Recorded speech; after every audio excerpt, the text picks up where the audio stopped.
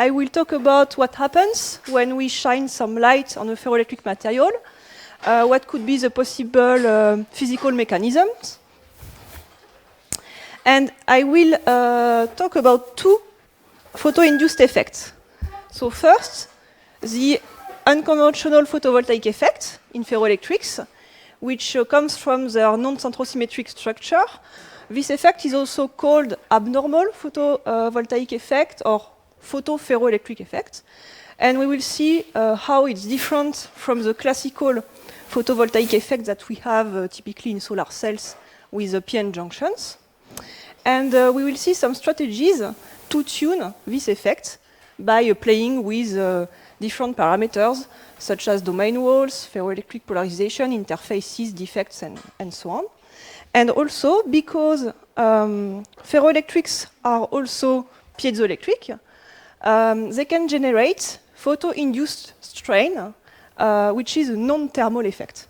And it's called photostriction. And we will see that it's coming from a combination of photovoltaic effect and converse piezoelectric effects. And it can be ultra-fast and also tunable. And for both these photo-induced effects, I will show some examples of applications. So many parts of this lecture are also very well described in this review paper that I advise you to read, if you are interested. Okay. So now you know this really well, so I will just go really briefly. Ferroelectrics are non-central symmetric crystalline materials, so we know that below a critical temperature there is enough centering between the positive charges and the negative charges, giving rise to a macroscopic ferroelectric polarization, for example like this, for a tetragonal perovskite structure. And in ferroelectrics, this polarization is spontaneous and it can be switched by applying a voltage. Okay? So of course, they are very useful materials for applications, for example, non-volatile memories or logic devices. And ferroelectrics are multifunctional materials because the polarization can be coupled with other physical parameters, such as elastic strain. So ferroelectrics are also piezoelectric.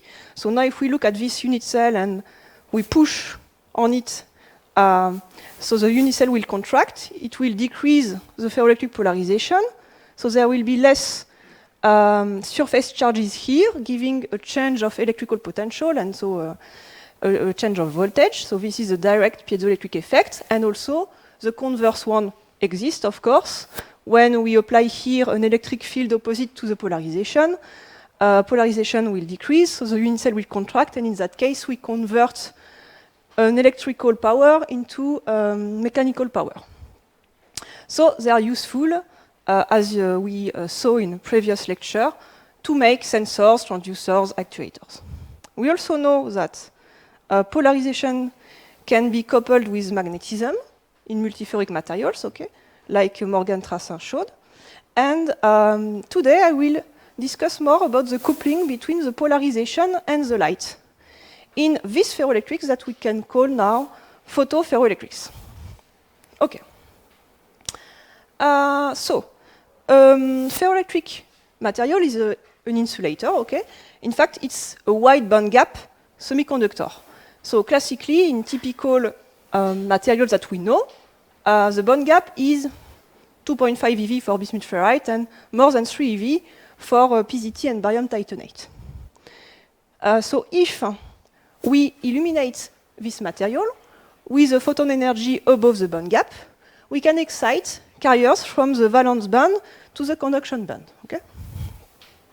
And if there is no electric field in the material, the photocarriers will recombine without migration. So we get no current. Okay? But now if we apply some voltages, for example between these two sides here, in that case, the holes and electrons will migrate along the applied electric field, and we will get some current. So if we measure current as function of voltage, we get a low conductivity in dark because we have insulators. And under light, we get a higher conductivity. It's the photoconductivity. So this is the photoconductive effect. And it exists in, finally, all dielectric material as soon as you illuminate with an energy above the band gap. Okay. So in ferroelectrics, now first I will talk about photovoltaic effect. So photovoltaic effect is different. That's the spontaneous separation of these non-equilibrium photocarriers. It comes from, it requires a variation of electrochemical potential provided by a built-in field. And the classical example we have in mind is a p-n junction. So when we have two semiconductors in contact, okay, so p and n type. So at the interface here, we have depletion area with some profile of electrical potential. Okay, so this behaves like a diode if you measure current as function of voltage. And now, if we put light at the junction, like here, with energy above the band gap, the carriers here will migrate because they will feel the built-in field which is here at the junction. Okay?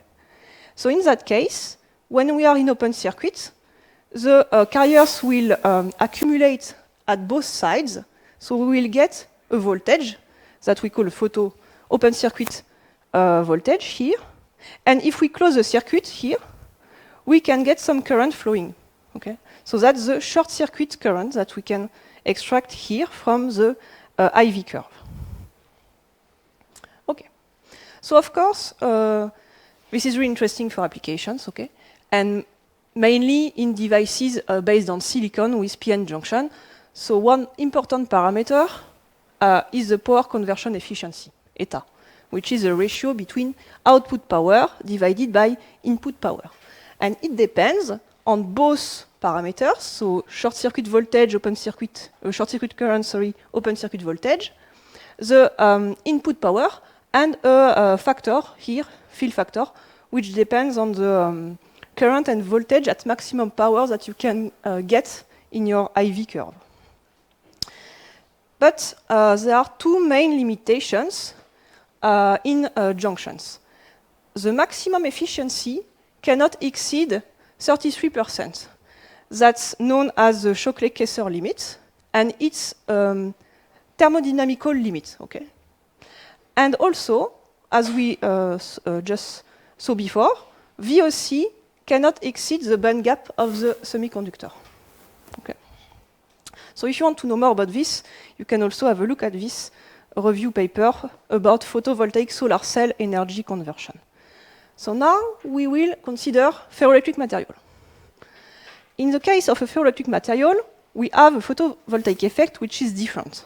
It's called a bulk photovoltaic effect, and that's the spontaneous generation of photocurrent by illumination, but of a uniform bulk crystal. So it exists in bulk. Here there is no need of junction, no need of applied external electric field. And it only exists in non-centrosymmetric materials. So if we take a piece of bulk ferroelectric here, okay, under illumination, so of course above the band gap, we can measure a generation of a steady-state short-circuit current when we close the circuit here, and when it's open, a building up of an internal electric field that I'm calling E-photo, which cancels the non-equilibrium carriers. So of course, now if we apply some voltages between these 2 points, for example, the total current that we can measure is the sum of the short-circuit current plus the current proportional to the conductivity, which is the sum of the dark conductivity and the photoconductivity. And of course, we need to divide the applied voltage by the typical length of the material. So indeed, if we are in open circuit condition, so J here is 0, we get a formula for the open circuit voltage. Okay? And you see that it scales with the device characteristic length. So there is no fundamental limitation of VOC in a ferroelectric material, while we saw that for classical photovoltaic effect, it's limited to the band gap of the material. Okay. So that's one really important point, which is interesting, of course. Okay. So the first observation of photovoltaic effect in ferroelectric was observed some time ago, so in 1956, in barium titanate crystal. So it was written that a steady photocurrent could be drawn without applied field to the crystal. And then Professor Friedkin and Glass did a lot of work to and proposed the first quantitative estimates and models for this effect in ferroelectrics in the 70s. And they did work on barium titanate and iron-doped lithium niobate.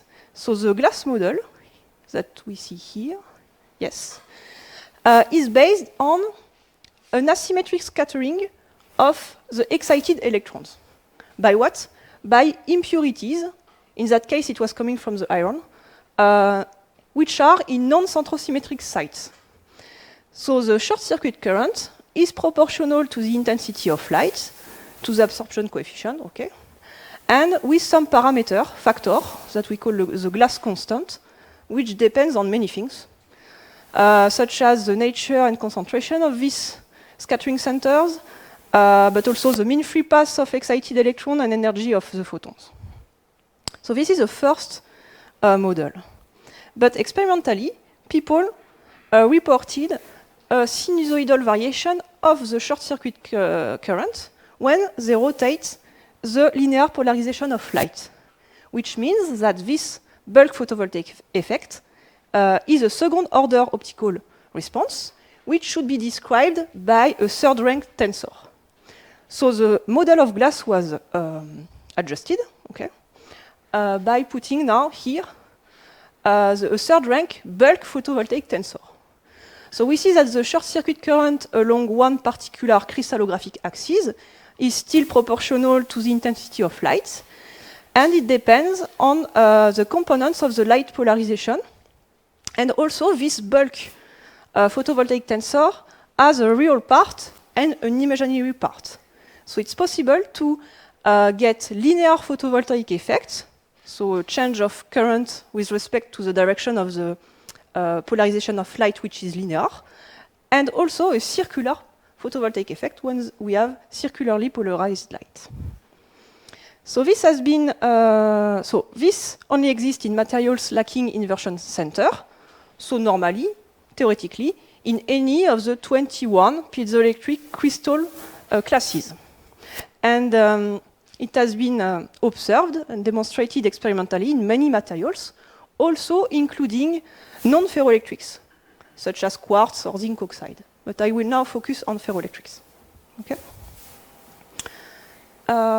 So what can be the microscopic mechanism of this? So I'm not a theoretician, okay? But I will just show one slide here with some references in case you are interested. There are two microscopic mechanisms which are described in the literature. They are both related to an asymmetry of the photo-generated carriers in either the real space or the wave vector space. So they are called ballistic mechanism or shift current mechanism. In the case of the ballistic mechanism, so when we illuminate the material above the band gap, we excite, we have non-thermalized carriers, okay, which are excited. And these carriers show an anisotropic distribution of their momenta along a mean free path called L0, okay? Only in non-centrosymmetric crystal. While in the case of the shift current mechanism, it's a purely quantum mechanical effect.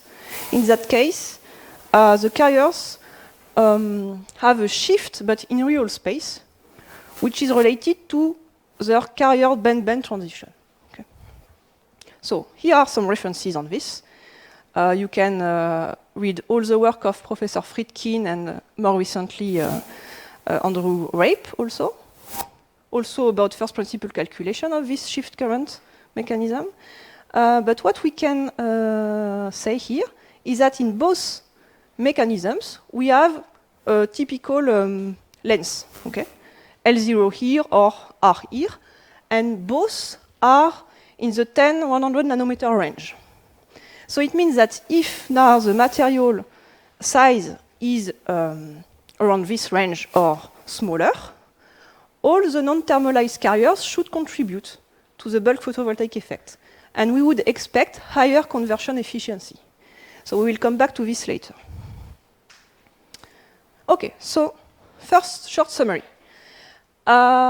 We can keep in mind that the bulk photovoltaic effect is an intrinsic effect in bulk, in non-centrosymmetric materials, and it has a tensorial nature. Okay? So it depends on the crystallographic direction and on the structure. And different microscopic mechanisms can explain it. So now I will show more recent results and some strategies to tune this effect. In particular, in ferroelectric materials integrated in thin films, because they are well adapted for applications.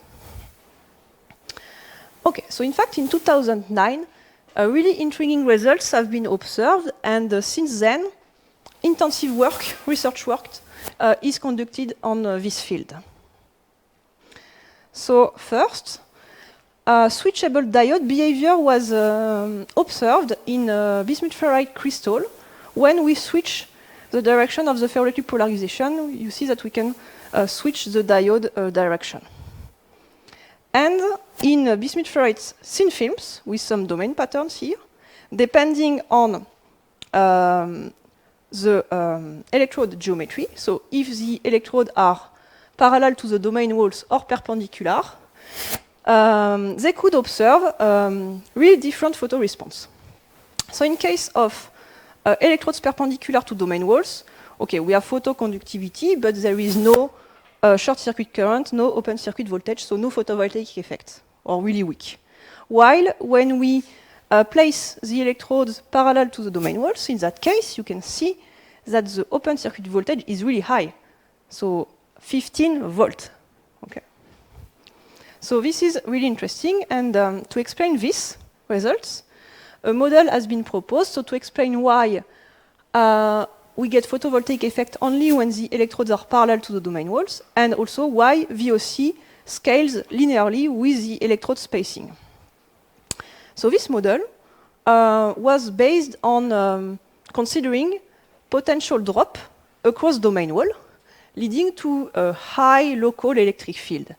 And this high local electric field induce an efficient separation of the carriers, which would accumulate at each side of the domain walls. So a little bit like what we have in PN junctions, finally. But since then, some works have challenged this model, in fact. And it has been clearly shown that the generation of photocarriers is uniform in domains and in domain walls. So it doesn't come from this. So the role of domain walls was finally evidenced by doing temperature-dependent studies, and it has been found that domain walls act as a modulator of the global conductivity. So indeed, if we look at the two possible geometry here, so okay, in yellow that's the domain, and in blue that's the domain wall, we know that the domain wall are more conductive than domains. Okay? So if we connect the sample like this with electrodes parallel to the domain walls, we have a series of resistance. High resistance for the domain, lower resistance for the domain wall. While in the other configuration, we get a parallel association of this resistance. So in this case, on the right, the equivalent resistance is lower. So the conductivity is higher. And since the VOC is inversely proportional to the conductivity, that's why indeed we get almost no open circuit voltage or really small voltage in this configuration, while it could achieve really high value in this one. Okay? So we saw that domain wall geometry can be used as a first parameter to play and to tune the photovoltaic effect in ferroelectrics, because it can modulate the conductivity. What else? We have ferroelectrics, of course, so how does the ferroelectric polarization contribute to these effects? We can achieve a switchability of the photovoltaic effect by playing with the ferroelectric polarization. In this study, once again with the bismuth ferrite thin film, you can see here, this is the short circuit photocurrent, okay? So it's positive for a P up state, it's negative for P down state, and it's 0 for a mixed state. Okay? This is clearly consistent with the bulk photovoltaic effect, because when we reverse the polarization, it's similar to a spatial inversion. So we will get also a switching of the direction of the photocurrent. And we can also study photocurrent as function of pooling voltage and get indeed an hysteresis loop of the photocurrent, like we have for the ferroelectric polarization. Okay? So this switchability is really interesting. For example, for applications in ferroelectric memories. So now you know, we saw that many times already. In the field of memories, we want to achieve high storage density, high read-write speed, non-volatility. So flash memories are not so great. Ferroelectric random access memory are nice, okay? But we need to probe the state, okay? We have to measure the current switching. So we have to switch the polarization and measure the current. So the readout is destructive, and then you have to write again. So that's why photoferroelectrics appear really interesting to make memories, because we can achieve high speed and with non-volatility, and we don't need to switch the polarization to measure it. So here a proof of concept was demonstrated of a 16-cell ferroelectric memory here. So for each squares here, polarization was written either up or down for red and blue. And by measuring under light the open circuit voltage, we can see which bits were in up or down state. Okay, so it's perfectly non-destructive readout of the state. But if you look carefully here, you see that the switchability is not 100%. Okay, it's typically 0.16 in one state and minus 0.6 volt in the other state. So how can we reach 100% switchability? In fact, we sometimes don't have it because of extrinsic parameters. In particular, in ferroelectrics, which are integrated in capacitors. Well, that's typically the geometry we have for memories. Okay? So our ferroelectrics is in between two electrodes, and we know that in that case, we have depolarizing field, because the screening is not perfect. Okay? So that's the first thing. We have a depolarizing field here, E-dep, which of course depends on the polarization. We also have interfaces here between the ferroelectric material and the electrode. So there are potential barriers at interfaces, like Schottky barriers, which can also be modulated by the polarization. So in fact, there is a complex modulation of all this field with the polarization, and it's most of the time difficult to distinguish them. So you have to be really careful when you choose your electrodes if you want to achieve 100% switchability. For example, here, if you change the top electrode between SRO or platinum with platinum, you cannot even change the sign of the photocurrent by switching the polarization, for example. So electrodes are really critical for switchability and also efficiency. Okay. So studying switchability of photocurrent can be really interesting because it can give you clues about if you have some pinned internal electric field in your material. In fact, when you measure a ferroelectric loop, you just have access to the switchable part of the polarization. But you don't know if there is somewhere some polarization which is stuck, in particular at the interfaces. So by investigating this, you can have some information. So that was the work of one of my PhD here. She did a careful control of the remnant polarization state in PZT films integrated in capacitors. And for all these intermediate polarization states, which were stable, she measured the photocurrent. Okay? These are for different polarization states. And then you can plot this as function of pooling voltage, and it follows indeed a really nice hysteresis loop superposed with the hysteresis loop of the remanent polarization. And if we plot the short-circuit current as function of the remanent polarization, we have a linear relationship. So this seems to indicate that this short-circuit current is proportional to polarization, so we think it's mainly because it comes from the depolarizing field in the material, and depolarizing field is indeed proportional to the polarization. Now the polarization has, we can say that it's a sum of two terms, the remanent polarization that we measure, that's the switchable part, plus the pinned part. And in fact, this pinned part that otherwise we don't know how much it is, we can estimate here by looking at the value we have for zero photocurrent. So in fact, we need to have around 12 microcoulomb per centimeter square to get zero photocurrent. Why we have this? Probably because the system is asymmetric. Okay, we don't have the same interfaces at the bottom and at the top.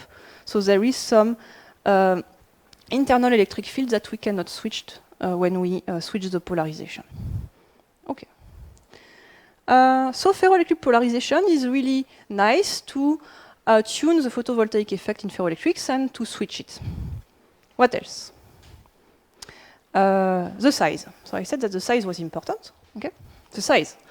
So we already saw before that the distance between electrodes dictates the value of the VOC. And like this, we can achieve really high VOC. In case you work in capacitor geometry, okay, so out of plane, the film thickness also plays a big role. And it has been reported that the value of the photoelectric field is much higher in thin films than in bulk. And in fact, it gives a 4 order of magnitude enhancement. The efficiency is also much higher at low thickness, and it can reach 0.6% in this report on barium titanate with 20 nanometer thickness. And now, if we, instead of having a microscopic top electrode, we use a scanning probe. So now if we have a nano probe, this is the tip-enhanced photovoltaic effect. So by using a tip, okay, to collect all the photocurrent, it has been demonstrated that the photocurrent can be enhanced by a 7 order of magnitude, which is really huge, due to the tip effect. And also, the efficiency can definitely exceed the Shotley-Kessler limit. In that paper, it was exceeding that by 50%. Okay, so this is for the size effect. Defects, of course, we have defects, unfortunately, or fortunately. Like electrodes, defects can create built-in electric fields. And you know now, or already before, what are the most famous defects in oxides? Oxygen vacancies. Okay. How do we know if these oxygen vacancies play a role in the photovoltaic effect? So you can study if you have modulation of the photovoltaic effect by applying voltage below the coercive field. So if you are below the coercive field, you don't switch polarization. But if you see modulation, it's because you are moving vacancies like this. You can also check what happens if you illuminate with sub-band gap photon energy, because we know that defects create sub-band gap levels. And also, if you measure a strong dependence with temperature, probably it's also related to the presence of defects. So in this paper, for example, they measured photoconductivity as function of temperature, and you see here that at this wavelength, which is correspond to an energy below the band gap, the photoconductivity was changing a lot with the temperature, and the area of this peak, in fact, was well related to the value of the open circuit voltage. Okay. So can these defects be useful? They could if you can control them, which is most of the time not so easy.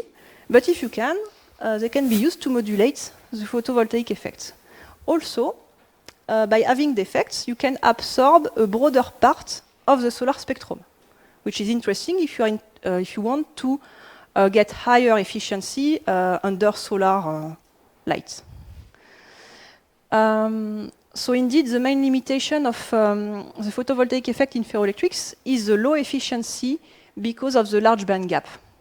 So typically for classical ferroelectric material, which have band gap more in the UV range, they absorb only between 8 and 20% of the solar spectrum. So there is now a lot of work on band gap engineering in order to decrease the band gap value and try to reach the 1.5 eV, which would give the maximum of a solar spectrum. And already really good results have been obtained recently by playing with the chemical ordering in this component. 1.43 eV was reported for the band gap. And by making this in a multi-layer structure, the efficiency could even reach 8%, which is really good. This component also is interesting by doping it and with solid solution. You can also make it around this 1.5 eV. So a lot of interesting research here also. Okay. So I said before that ferroelectric polarization and photoresponse are coupled, and we can modulate or even switch the photovoltaic effect with the polarization. But can we do the opposite? Can we control the polarization with the light? That would be really great. And there are already reports. So typically, we know that we can switch polarization by electric field, which requires some access, okay, circuitry access, and the switching time is not so fast. While if we develop an optical control of polarization, we would get more freedom and potentially higher shorter time scale. Okay? So operation done to the picosecond time scale. So you can also look at this recent progress in optical control of ferroelectric polarization. And I will show now one example of reversible optical switching in case of bismuth ferrite thin films. So here, a probe was used, okay. It was a bismuth ferrite thin film illuminated above the band gap, okay. And so when you put the light on it, due to the bulk photovoltaic effect, the photocurrent goes in one direction, detected by the crystallographic structure, okay. So if you change the position of the illumination, here or here, while you keep measuring in the middle, you change the sign of the current, which is consistent with the bulk photovoltaic effect. And if you place now the illuminated area here, for example, and you rotate the direction of the polarization, you can also invert the sign of the photocurrent. Okay. So it works as expected. But now, if you scan the tip while illuminating the sample, thanks to the tip-enhanced photovoltaic effect that I described just before, we get much enhanced photocurrent at the tip, so a high local electric field which can be above the coercive field. And in that case, we can switch the ferroelectric polarization. And a reversible switching has been demonstrated here, for example. So they scan this square while illuminating the A area, and then they scan inside the B square while illuminating the other area. You can see that it switch and switch back. Also, by changing only, so the illumination was here all the time, and for this experiment, they changed the direction of the polarization of light between this and this, and they could also, like this, switch reversibly the polarization. So that's really great. Okay. So about the photovoltaic effect in ferroelectrics, so we can say that we have the bulk photovoltaic effect, which is intrinsic and tensorial, plus additional contributions from extrinsic parameters, in particular if you are in the out-of-plane geometry, okay, capacitor geometry. Electrode interfaces can play a role. You can, of course, do studies in plane, okay, by having the polarization in plane. But in all cases, you would have also defects. Are these good or not? You need to consider them, okay? And most of the time, it's not so easy to disentangle all these contributions. We can tune the photovoltaic effect by playing with many things. So domain walls geometry, for electric polarization, size, electrode interfaces, defects. And for applications, there are many interesting applications for in the domain of photoferroelectric memory, solar cells, of course, working with the band gap engineering, and more generally in the optical control of ferroelectrics. Okay. So I will now move to the second part of this lecture. So since ferroelectrics are piezoelectric, we know that when we put light on them, we get some charge. And by converse piezoelectric effect, we should be able also to generate strain. Okay. So this is a photostriction, this, a non-thermal photo-induced effect. Okay, so indeed here, as said before, we get a photoelectric field by photovoltaic effect, and this photoelectric field, by converse piezoelectric effect, would induce a photo-induced strain, which is non-thermal. So what is the efficiency of this and the response time? I put here also another review, not focused only on ferroelectrics, but also on photostriction in organic polymers and non-polar semiconductors, but now I will really focus only on ferroelectrics. So it has been first reported in bulk. So some time ago, in the 60s already, in single crystal of SBSI, and later on in ceramics of PZT and single crystal of bismuth ferrite. For all this, deformation rates were relatively 10⁻⁵, which is okay when you compare it also with the piezo response. And the response time were not so fast. So here, for example, that's some results on the bismuth ferrite crystal. So here, light-induced strain was measured for different wavelengths, and we see that it depends on the wavelengths. It's maximum above the band gap.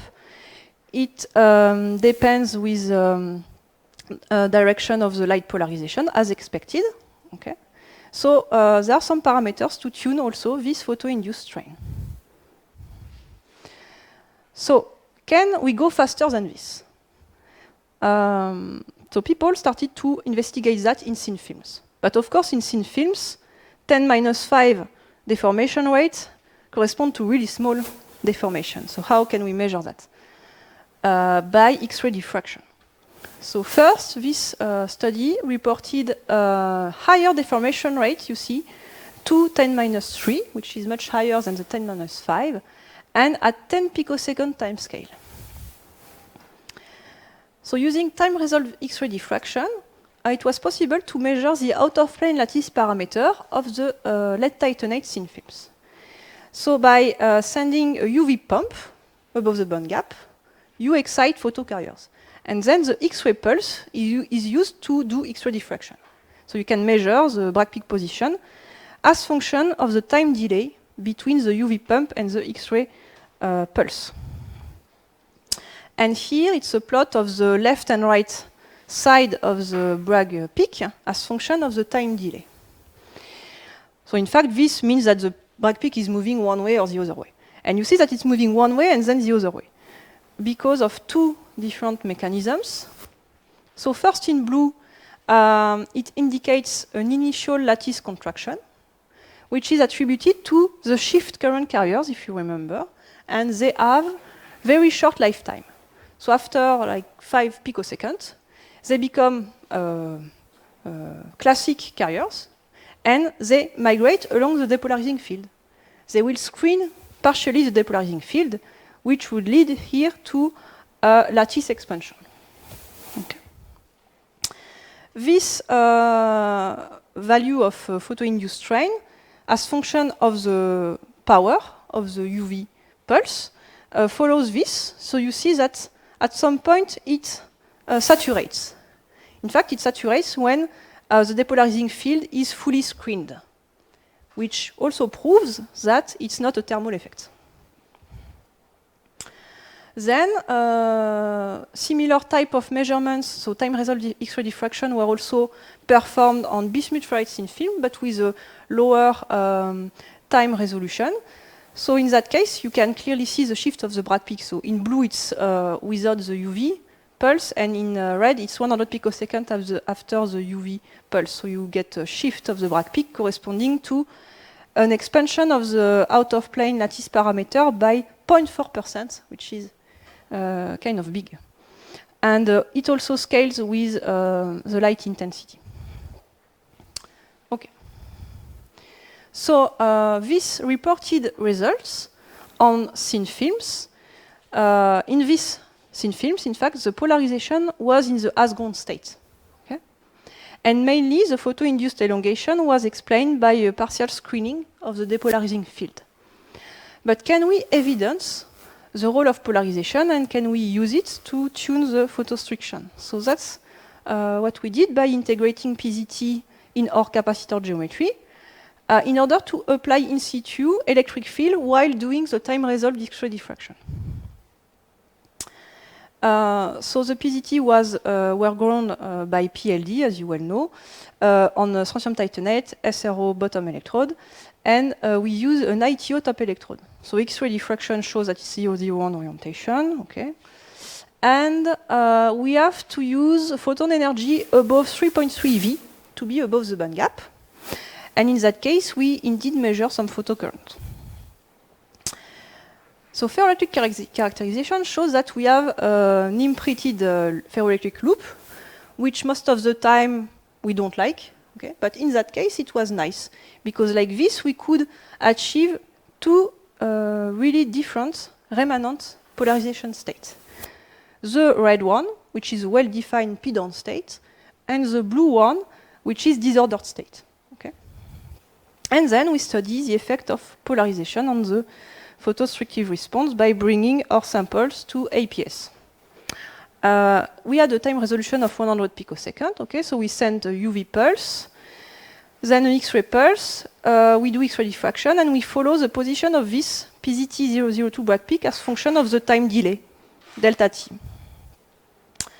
So we get, just after the UV pulse, some photo-induced elongation of the unit cell, here, okay, which relaxes back to the initial state, here, okay, with a time constant of 22 nanoseconds. Already from the sign of this, we know that it's not a thermal effect. Because for PZT, like lead titanate, when you increase the temperature, the C lattice parameter decreases. Okay. Then we calculated the strain induced by the light. So that's the difference between the lattice parameter with the light on and with the light off, but with the voltage applied for both. So this strain is not coming from the piezoelectric effect, okay, because the applied voltage is constant. It's coming from the light effect. And you see here that by changing the applied voltage, we can tune the magnitude of the photo-induced strain and also its sign, either expansion here or contraction here. And for both remanent states, in red and in pink, we get distinct remanent photostructive response. 0.1% and 0.2%. And if we plot now these values as function of the applied voltage, in fact, we get an hysteresis and a butterfly loop. So why is that? So let's see. First, we can describe the piezoelectric response, so without any light. Okay? As you expect, when you measure the out-of-plane lattice parameter as function of the voltage, you have the butterfly loop of the strain as function of voltage, with minimum value at the switching voltage. Okay? And here, because of the imprint, we have an offset here along this. Okay? So at 0 and -1, we have the minimum. And we can get some extraction of piezoelectric coefficient. Then, in our capacitor, what are the different contributions of electric field? So, This is really simple model. Okay, we have the applied voltage, so that's the applied electric field in blue, the imprint field that we know is pointing down, and the depolarizing field, which depends on the polarization. Now this is the photostructive graph. For one state, when we put light, so we excite photocarriers, they would migrate along the internal total electric field, which would give transient change of electric field that I'm calling delta E light. And by converse piezoelectric effect, this would induce a transient deformation. The sign and amplitude of this transient deformation depends on what? Depends on the amplitude of this, of course, and also on the slope of the piezoelectric response here. And it's how we can understand this. So we'll just take a few examples of states. If we start here, so at 3 volt applied, so in the p-down state, okay, when you do the sum of everything, the total field in yellow is pointing down. So the transient electric field will be pointing up, corresponding to negative photo-induced voltage. And negative photo-induced voltage will put the sample from here to somewhere here. So we would expect a photo-induced contraction, and it's indeed what we have here. So now if we continue to move along this line, at some point, the sum of everything would be 0. And if we have no internal electric field, there is no reason to have photo-induced strain related to the internal electric field. And in this state, A, we measure nothing. Okay, that's normal. And we can, in that case, estimate the depolarizing field. And then if we continue along this, before switching the polarization, so polarization is still down, the field is now pointing up here for all this. Okay? And we get now photo-induced positive voltage, so we move along this line towards the right, and we get more and more photo-induced elongation. Okay? And if we compare both remnant states, so we already described this one is at the switching, and in fact at the switching, the total electric field is higher, so we think that's why we get higher photo-induced expansion. So to summarize this, by controlling in situ the electrical state, we can control sign and amplitude of the photo-induced strain. Applying high electric field will favor photo-induced contraction, while if you have dominant depolarizing field, it would favor photo-induced elongation, like it was reported in previous studies in the Asgren polarization state. And the imprint field can be useful in that case if you want to stabilize two distinct remnant photostructive response.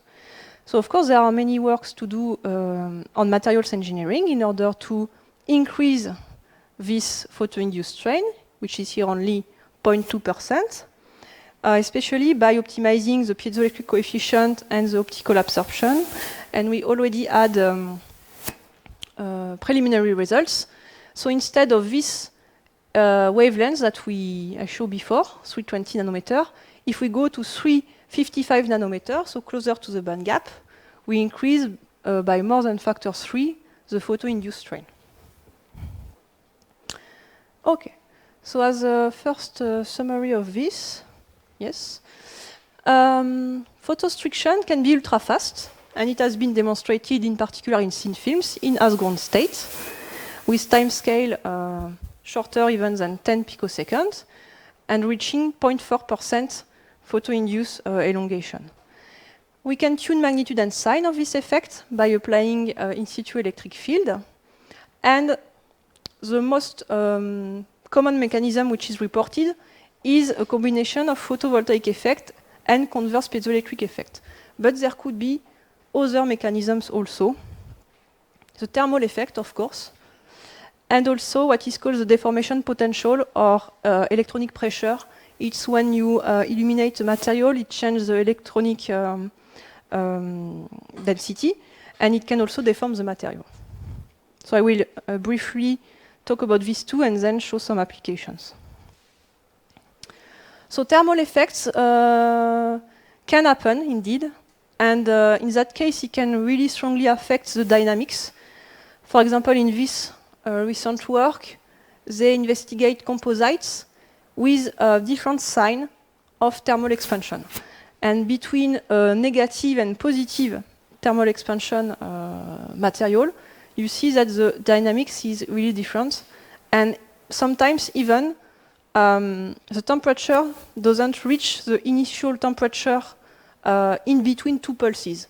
And in that case, you can get cumulative thermal effects. You have to be careful with that.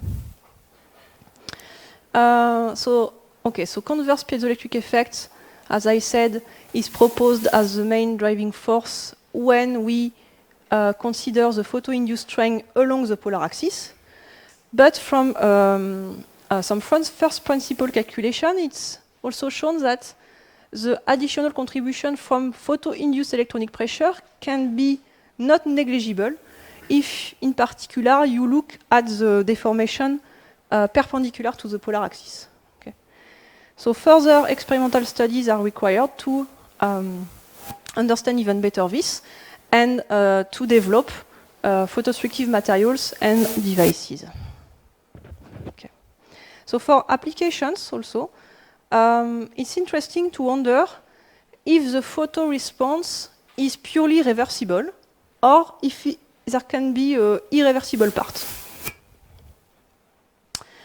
So applications can be, we can have many applications of photodestruction because of the coupling between optical and mechanical functionalities. So finally, if we have a device and we can optically control its functionalities, that's really interesting for wireless advantage, lower energy, and ultra-fast operation.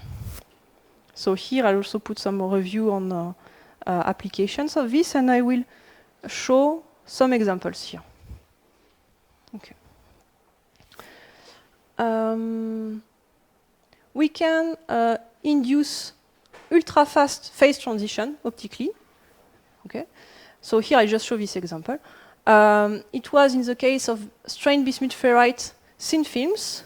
By putting optical pulse here, they could, in a transient way, transform the phase from tilted TR-like to a tetragonal-like phase.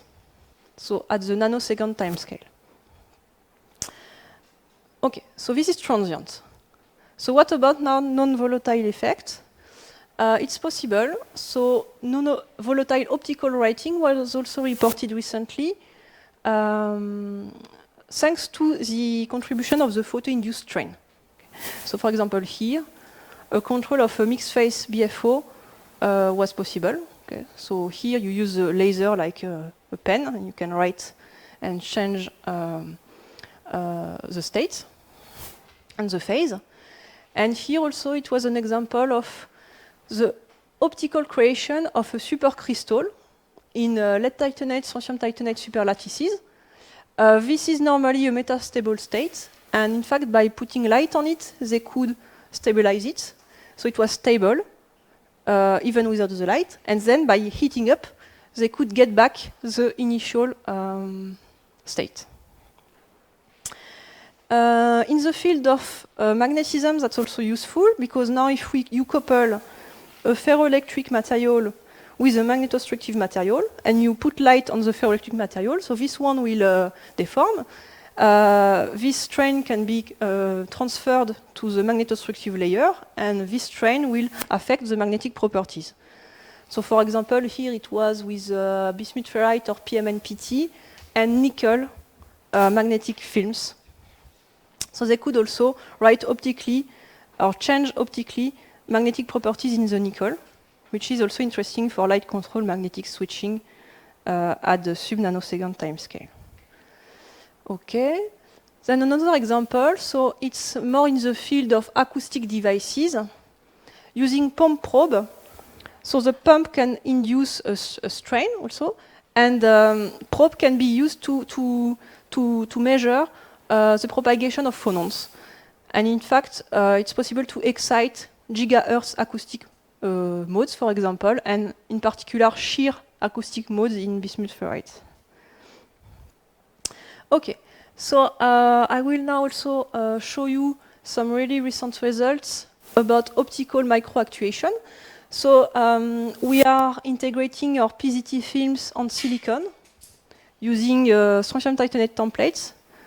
You can buy it from a Lumiface company, for example.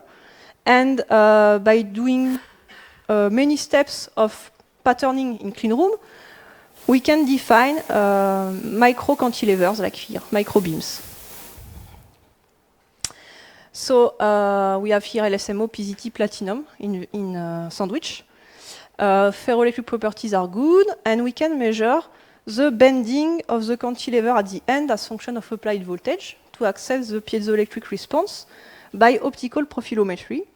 So the end of the beam depends on the applied voltage as expected and follows the butterfly loop. And now if we put light on it, what happens? We see that, okay, in black it's light off and in blue it's light on. So we can have a bending downwards of the cantilever when we put the light. And in fact, if we subtract by the profile in dark, for some particular applied voltage, we can get a bending upwards. And if we plot this as function of applied voltage, so, okay, that's not so great data at the moment, but we can clearly see that most of the time we have photo-induced bending downwards, and sometimes here we have photo-induced bending upwards.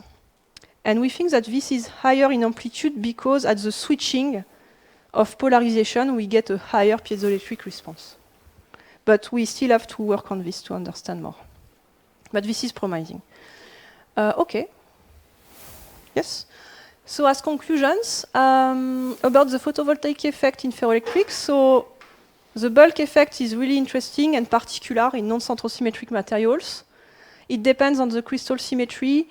You can have really large open circuit voltage like with it. And in comparison with classical photovoltaic effects, you can tune it.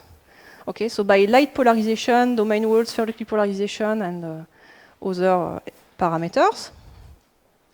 About the photostriction in ferroelectric, so mainly it's related to a combination of photovoltaic effect and converse piezoelectric effect. It can be ultra fast, also tunable. And in general, applications are huge because you can develop an optical control of functionalities in your ferroelectric-based devices. Oh, yes. Yeah, I have time? Yes, I have time. Could we have these two really interesting physical mechanisms in all materials, in centrosymmetric materials? The answer is yes. If you have strain gradients. So I will just finish with this. As you know, before, I think Brahim talked about it a bit. In case of strain gradient, you can have ferroelectric polarization even in a non-ferroelectric material. So the this is called flexoelectric effect. The flexoelectric coefficient here is related to the onset of polarization under strain gradient. So if we have polarization by this effect and we put light on the material, we should get bulk photovoltaic effect. And recently, also people reported this. So by pushing with a tip on a material, like strontium titanate, titanium oxide, even silicon, they could measure bulk photovoltaic effect induced by the strain gradient. And reversibly, in the case of these beams, they could also increase by a factor 100 the flexoelectric response by using lights. Okay, so there are many, many things to do on finally many types of materials. So I think that's it. Yeah, that's it. Okay, so with this, I thank you for your attention, and we'll be happy to answer all your questions if I can.